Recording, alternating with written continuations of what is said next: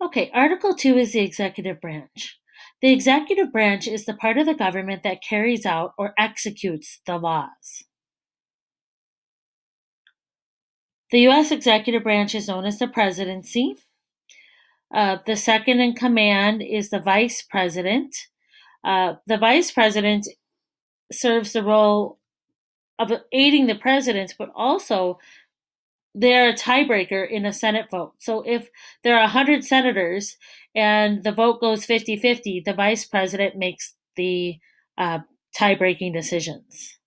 The president also appoints a cabinet, and the cabinet is filled with um, very knowledgeable experts in different fields of government to help the president enforce laws. So, in your vocabulary, the president is the head of the executive branch. He's also the commander in chief of our US military, and he picks the cabinet members to help him out.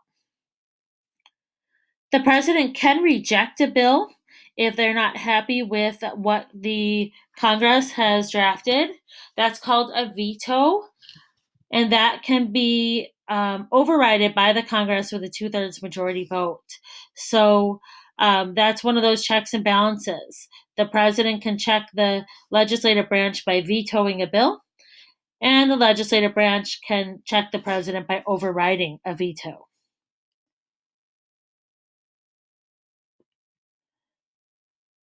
On the bottom of page 11 on the chart, the job of the executive branch is to enforce the laws. And for the presidency, there's one person who's the president.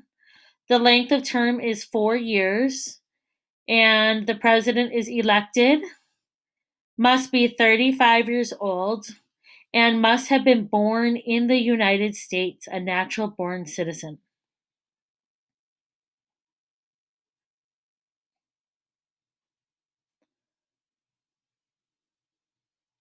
As far as checks and balances go, the president has power over the legislative branch because he can veto a bill, which we have already talked about a couple of times. Again, veto means to say no to a bill.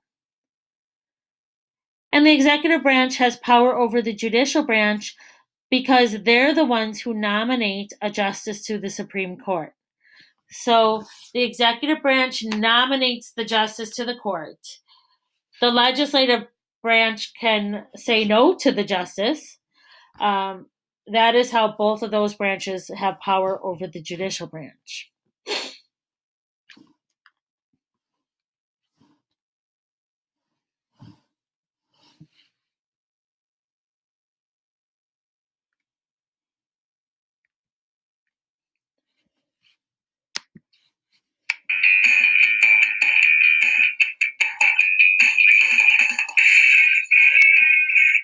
Lots of people dream of becoming president of the United States.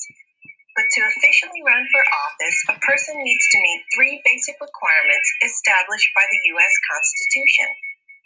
A presidential candidate must be a natural born citizen, at least 35 years old, and a U.S. resident for at least 14 years. People with similar ideas usually belong to the same political party. The two main parties in the U.S. are Republican and Democrat. Many people want to be president. They campaign around the country and compete to try to win their party's nomination. In caucuses, party members meet, discuss, and vote for who they think would be the best party candidate. In primaries, party members vote in a state election for the candidate they want to represent them in the general election.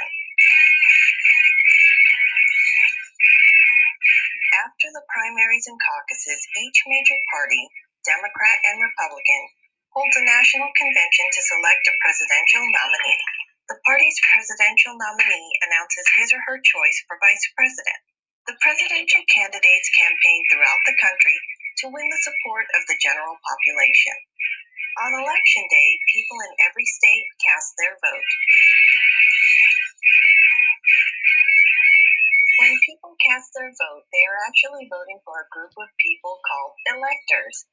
The number of electors each state gets is equal to its total number of senators and representatives in Congress. A total of 538 electors form the Electoral College. Each elector casts one vote following the general election. The candidate who gets 270 votes or more wins. The newly elected president and vice president are then inaugurated on January 20th. For more information, go to kids.usa.gov/president.